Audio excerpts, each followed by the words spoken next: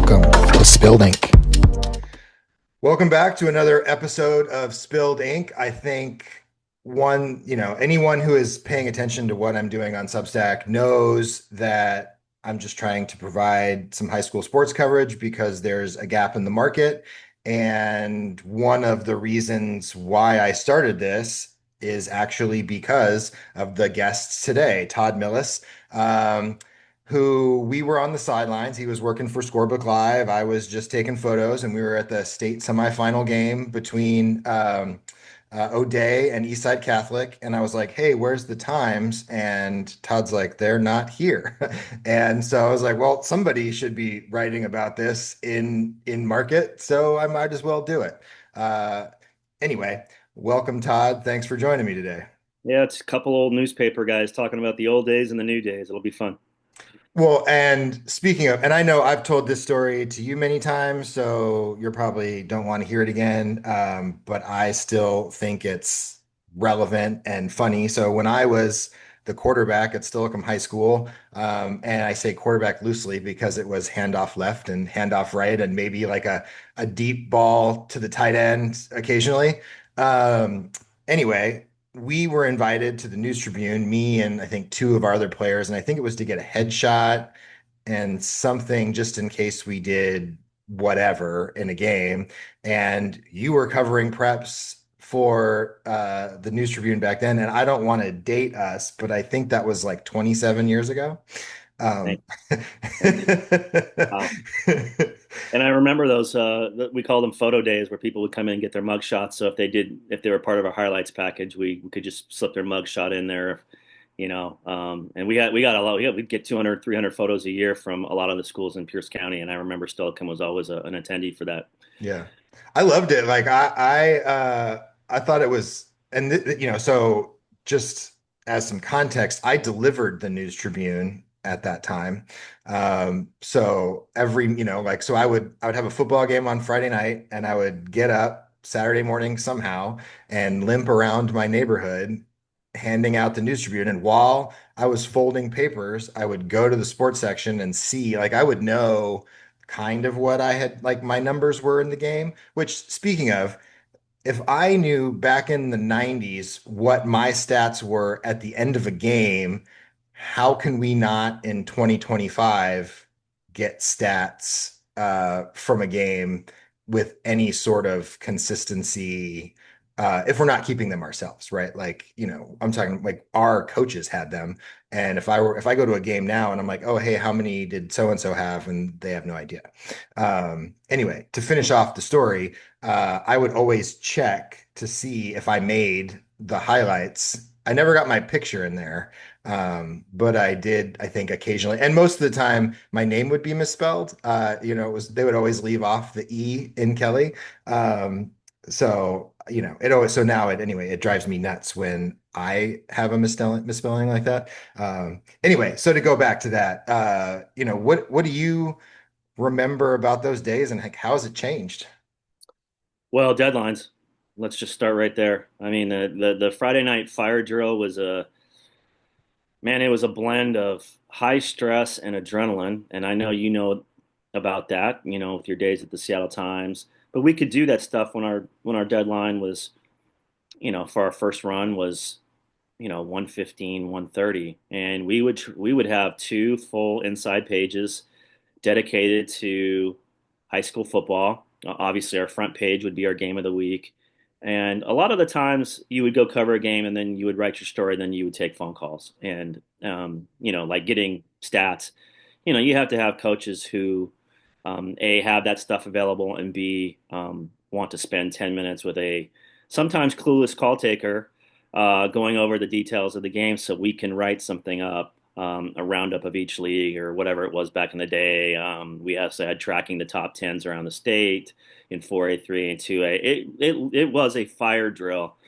But I always enjoyed being part of it and always finishing off a football Friday. And then, kind of like you, Mason, when you were in high school, I would get up the next morning and go, how did we do this? Mhm. Like, seriously, like, not everybody, I tell people there are a lot better writers out in the world, in journalism, probably better interviewers, but not everybody can do it with a stopwatch going off in their head. And for some reason, I've been able to do that. And it was always kind of fun to be able to see, the fruits of your labor the next morning, kind of like you, and just go, wow, we did all that in, you know, 2 hours. Mhm. So, and then deadlines changed, and then space got cut, and over the course of time, those two things were always sort of streamlined back, and then it just kind of got smaller and smaller, where it was just covering two or three games, and then the highlights would go away, the top tens would go away, and then it just, again, that's the reality of the business. In newspapers, especially, I don't know anybody that has that capability now, except maybe the Seattle Times, and I don't know what their first run deadline is, but I know the Tacoma News Tribune, when I left in 2018, their deadline was around 3 o'clock in the afternoon. So obviously, none of the high school football games would be getting in. So that's what I remember, being able to do that, and then over the course of time, not being able to do that. So that's just the reality of newspapers. Like, I mean, obviously I understand the financial hurdles of newspapers, and this is not to say like that this has nothing to do with the landscape of newspapers. My curiosity is from someone that's been in it as long as you have, is I don't feel like the interest is any less. I know that people's attention is more divided. Uh, but I remember Matt Peterson used to have the state record book. Like, he was meticulous about keeping the state record book. And now that, I mean, there's probably a file somewhere, but no one's keeping stats to the level where you could have anything resembling accuracy, right? Yeah, and I know that the state coaches association, both in basketball and football, Mason, have talked about kind of reviving the record books. I know Dave Malley, I know you know that name, over in Walla Walla area, used to be the guy that kept track of all that stuff, and he would send it out to all the media members on a yearly basis right before the season, so we knew who the top 10 were in career passing and the season records for rushing and stuff. He stopped doing that probably 7 or 8 years ago. And so it's just sort of floated out there like a ghost ship. And then you just sort of look at it and rack your brain. And okay, I don't think anybody here in the last 6 or 7 years has knocked off, Jonathan Stewart for career rushing or anything like that. But the Coaches Association, I think, they've talked about reviving that in both football and basketball. I know Sandy Ringer used to do that a little bit. She was really good, and Smitty were really good about knowing state records like that. But they, just in terms of collecting them and having them in one place, they've talked about that. The Coaches Association, that would be a real help to not only reporters but their own history. So when they're talking Hall of Fame and things like that, they have they have it right in front of them. So Mhm. hopefully that's a project that they continue to kind of hone in on and and collect. Yeah, it'd be nice to, I mean, I know there have been so many different repositories for that thing. Like, I know the Times came up with, sort of a proprietary system for tracking stats that was, you know, serviceable when coaches would participate, and there was the option to do that in max preps. It's frustrating for me to go somewhere and I don't have, if I'm taking photos, I'm not keeping stats, and I hated keeping stats anyway. Math is not really like, I like to say like, oh, so and so did this, but I don't want to necessarily track it, right? And I remember like every school used to have somebody that was doing that. And now, and I don't know whether that's correlated to like a lack of coverage, so they don't necessarily need it, or if they're just doing it on huddle later and then not sharing it. I don't know. Yeah, some people do it right on the iPad. Like Tumwater, you can get stats 5 minutes after the game, and they're thorough, and it's offensive and defensive stats. There are other coaches that just, call me Saturday, call me Sunday. I got to go back and see the film. They don't necessarily trust Huddle 100%, so they want to do it on their own and track those stats on their own, so they're official and they're accurate. So everybody kind of does their own thing. I wish everybody had a system that was consistent and immediate. I know a lot of schools in Tacoma, not to knock on students. I mean, for a way to get into the games, they would be in charge of keeping stats. And coaches would sometimes go, "Hey, I can't even read this," Mhm. so a lot of them like to just go off film and track their own stats. But on Friday night, that's not the first thing that on their mind after a win or a loss. So it's usually a Saturday or Sunday thing. I would love, I would love to have a massive shared Google document that everybody would just post their stats around the state. I feel like we're going to 5 or 6 different stops to try and find stats, and it's frustrating because I know now reporters I see are they'll say, "Oh, this kid had the most yards in the state," and it's solely based off of what Max Preps has published, and I kind of cringe at that. I'm like, we don't know that. Mhm. Like, we don't know if somebody in Curlew didn't rush for 300 yards and would have beaten somebody rushing for 275 yards. So I always kind of cringe and at at people kind of reporting the absolutes and yeah, that if I can wave a magic wand for football and basketball, that would be at the top of my list. Just having some hub for football stats so we could publish the leaders every week. I know my partner in crime at Varsity WA, Lauren Smith, that's something that she really thrives on. That's something that she wants to do. But that also means collecting every phone number and email address for for statisticians and football coaches around the state, and then to get them in the habit of saying, "Hey, can you send your stats to us so we can kind of put them on a spreadsheet and see how it all plays out?" Yeah. Yeah. I mean, I guess that is, I feel like between the two of us, we're kind of the only people like locally trying to kind of keep it alive. And not that there aren't people that want to, but the Times can't do it. The News Tribune's not doing it. I don't know what any of the other, newspapers statewide are doing. Um, but I do, like I think that's my dream is that there is something for people to get this stuff because I know it's cyclical, right? Like every 4 years you get a new crop of parents, but I think people do care about it and I do think it's valuable. And I do think that there's enough people who are willing to pay something for it that, we can survive on it in some form or fashion. But anyway, off of the soapbox of keeping this alive, you were at probably the best game of the week last week, Graham Kapowsin and O'Day. What'd you see? What'd we miss? Yeah, a lot was a lot was at stake for O'Day with Monty Kohler trying to break the tie on the career wins record with Sid Otten at 394 wins. A lot of anticipation. There were a lot of people at the game hoping that Monty would break the record, including Paulo Banchero. Granted, he was there to also watch his brother play, who's a very good receiver for the Irish. They looked like they were first week. They were sloppy with penalties. It didn't help that Hutton Leverett, their starting quarterback from last year, got hurt in the first series with a strained shoulder. So all of a sudden they're putting in Elias Moimoy, a ninth grader who oddly enough came from Graham Kapowsin and transferred in the offseason.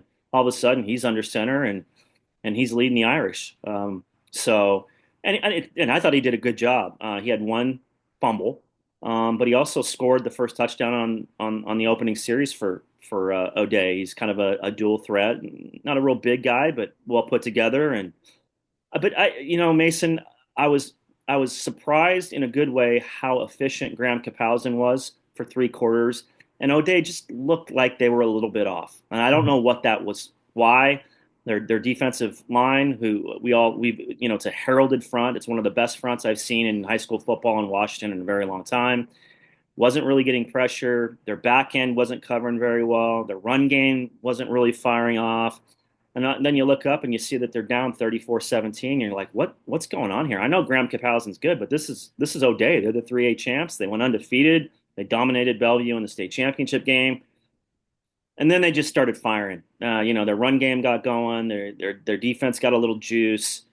3 straight touchdowns, and you're thinking, oh, Monty's got this. The White Knights come in and rescued Monty, and it just didn't happen. Mhm.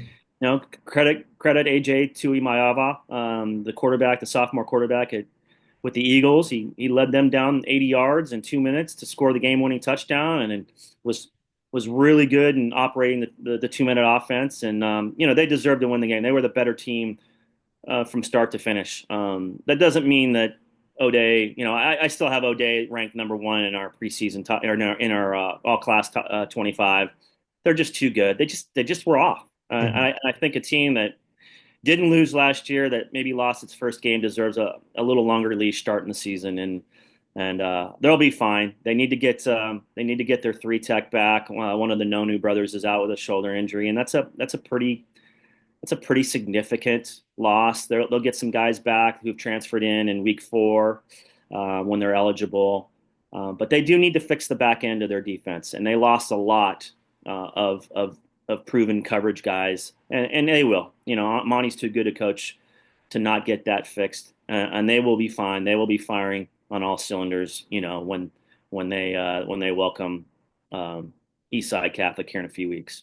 Yeah, I thought that was interesting, just watching that result and watching O'Day play enough last year and to see, how close they were to being eliminated in the semifinals, probably should have been, and then to how well they played in the title game. I'm curious to see how this season goes, particularly like as we know in Metro, right? Like outside of Prep and Eastside Catholic, there isn't a whole lot, they're not gonna be playing a lot of meaningful games, the rest of the way heading into the playoffs. Yeah, and I think Rainier Beach is good too. Don't forget them, especially if they get Damari King, who was at Roosevelt last year, back and eligible, and it sounds like they're pretty hopeful that he will get eligible. So those four teams, I think, are going to battle it out. But there's a top tier. It's Eastside Catholic and O'Day, and then it's a second tier, and that's Seattle Prep and Rainier Beach. And you're right, they don't play. They're not going to play a whole lot of competitive games until the playoffs. So, but um, I I just have a lot of faith in what they're doing. They have a lot back, except in the secondary, from a team that took this. I mean, as you know, this crazy ride last year. You're right; they were dead in the water in that semifinal game, and we were there at Memorial Stadium, and Leo Boncaro kind of rescues them from the dead against a double team and wins the game, and then they go on and dominate. You know, a really good Bellevue team. That was maybe the most surprising thing of Gridiron Classic was them really kind of putting the clamps on that run game with Max Jones and um, uh, Reich and Moon, those guys. It was a very, very impressive performance to cap a really memorable season and a record-setting season for Monty. So I also think that they want to get this record thing, you know, out of the way. Mhm. And they'll have the next chance on Thursday against Rainier Beach, which I suspect that they'll win. They'll be favored, and then they can move forward and kind of develop and get better as the season goes on. Mhm. What are some other storylines that you're kind of tracking this year locally? Yeah, I mean, I think 4A is going to easily be the most is going to be the craziest, most enjoyable classification. I think there are 5 or 6 teams that are in that upper echelon. I don't think there's a clear favorite, but including reigning 4A champ Sumner, but Sumner's still good. Like Stevens, beat them on the last play of the game last week. They're good. They're back. A lot of speed. The two teams over in Eastern Washington, Gonzaga Prep and Chiawana, they were both in the state semifinals last year. I think they're going to be a handful. Camas is still going to be good. They've reloaded in their offensive skill position. And then I think what Graham Kapowsen did last week, I think they sort of joined that five. They have a really, really young group, but a really, really impressive set of receivers and quarterback. If their defense holds up, I think they're right there on the fringe of that upper echelon with those 5 teams. But then you look at the teams, in that 7 to 15 range, and if those teams aren't playing their best, don't have their A game, those teams are good enough to beat a Camus or a Chiawana, a Graham Kapowsen. So I think 4A is going to be a lot of fun to watch and see how it unfolds and who emerges and who's playing well at the end of the year. I don't think everybody expected Sumner to go win a state championship last year. That's what made the that classification so fun. But it's easily the most unpredictable of the six classifications because I look at the other five and honestly, Mason, I don't think they're as good across the board as they were a year ago. Mhm. Probably a little more top heavy and two, three, four teams at that. Mhm. Yeah, it's interesting. I was at Bothell Kennedy on Saturday, and I'm really, because I'm still getting back into it, right? Like this is only the second season that I've really been kind of tracking again, and in the past, Kinko was dominant, right? In 4A. Every year there was a team, maybe they don't win the title, but they're gonna go beat up on each other. And I think Bothel's a really solid team. They run the ball well, they play well on defense. It's a typical Tom Bainter team. And then, you kind of look around Kinko, and I'd say there's like a group of solid teams, but it's not quite at that level that I was used to 10 years ago. Yeah, let's call it what it is. It's probably the leanest, talented conference I can remember. And you're right, Kinko and SPSL have always kind of ruled the roost. They've always had teams knocking on the door for state championships, and Bothell was the only team to make it to the top into the state playoffs last year, and went out after a road loss at Skyview, and that was it. That was the end of the Kinko last year. And honestly, I wouldn't be surprised if something like that happened again. Eastlake, as we know, has a new coach. He's trying to build a culture. It's been a little slow in them kind of catching on to what Greg Hurd's about. I think they have the most talented roster in the Kinko, but they haven't looked good in the offseason, and then it opened up against a pretty good team from Arizona, and really wasn't a competitive game. I'm hoping maybe by week 3 or 4 that they sort of catch fire. If not, I think Bothell, the team that you saw on Saturday beat Kennedy Catholic, might be the team to beat. And Tom Boehner's as we both know is a really really good coach, but this is not his best team. It's Mhm. not even close. Yeah. And this might be the best team in Kinko. It's just very very odd to me to look up and see Mount Si down and see Woodinville down and see Skyline down. I mean down in terms of not even maybe being a playoff team. So Yeah. yeah, the Kinko it's almost like a shock to the system for people who've covered sports in the state for a very long time that the Kinko is just a shell of what it's been. Mhm. And I hope that changes because when Kinko football is right and competitive, it makes our state a whole lot better to watch. Mhm. Yeah, I mean, it is interesting. I mean, the one thing that I am positive about is, and it's actually fun for me, and I'm sure you've probably had so many cycles of this, but for me to see guys that I covered coaching, right, to see Peyton at Skyline, and like I want them to have that success because I'm like, oh, you were so much fun to cover. You had a fun college career, and now I just want, it's like people you get to know and you want them to have success, right? Um, and yeah, it has been interesting just to see the difference, right? And I missed the rise of Eastside Catholic, right? Like I left covering preps as they were ascending, right? And so to see them now be the dominant team on the plateau is sort of like a shock to the system for me, right? And then to see like follow Bellevue's run, so yeah, I do think, and I miss I like, it was so great back then because you would have a team like Liberty, right? Like come out of nowhere and make a run at a title, and beat that amazing Lakes team that had Zach Banner on it, right? And then give Bellevue a run for its money. And I just don't feel like we see that as much anymore. The Skyline thing, they had the one year with and I can't remember his name, Cameron Elisara when they won the league, and this was what 4 years ago. and then Steve Jervis comes out of retirement because Cam takes the job with the Huskies at the pretty late in the process, and they're still good. I mean, to get to watch Jerv coach another year, and you just forget how good a coach he is, and he did it for the 1 year with a lot of talent, and then a lot of that talent, graduated, and that's what's sort of been left for for Peyton. I think Skyline. It's interesting because people in the summer thought, Skyline, that's not their year.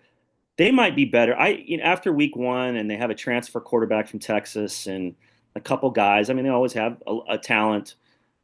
I think they might. When it's all said and done, they might be right there for the Kinko title, or they might make some noise, and that would be good to see from Peyton in year two as a head coach because, like you said, man, I mean, the dominance with Jerv and then Matt Taylor and all those great players, and Peyton was part of that. And I mean, every year they were playing in the Tacoma Dome. Every year they were beating up on somebody with that, passing for 400 yards, whether it was Max Brown or whoever.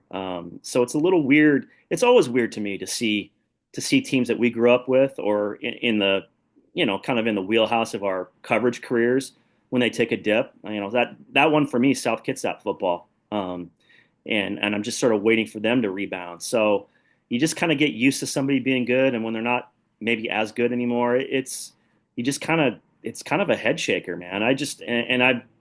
I've gone through that with certain teams in the state, kind of like you have with certain teams in the Kinko, and it is you just kind of wait and wait and wait for them to rebound and be what we know them as. Mhm.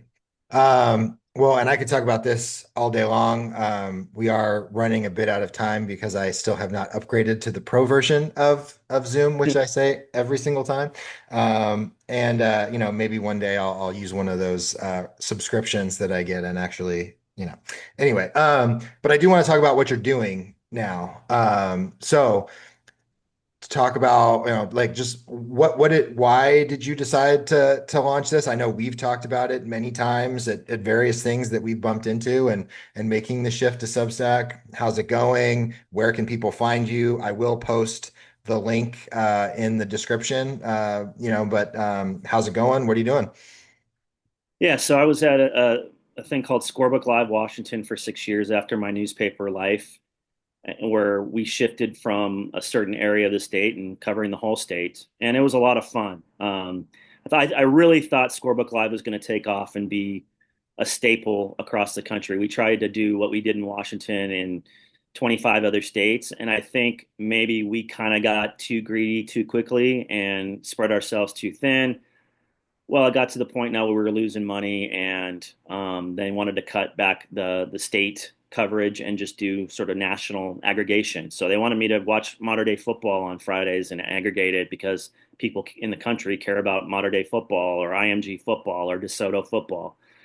And I told my boss, I said, I'm not an expert in any of that stuff. You hired me to cover Washington, and that's what I do. Well, we kind of parted ways on philosophy differences, um, and so Lauren Smith, who had worked at the Tacoma News Tribune and most recently the Athletic, had been saying, "Hey, let's start our own."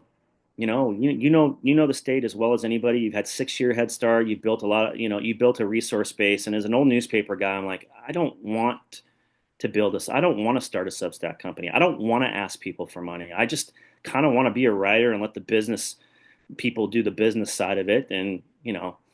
But as I got to thinking about it and talking to guys like, Christian Capel, and, he said it's doable. And so I've sort of dove into that pool and now started a thing called varsitylaw.com.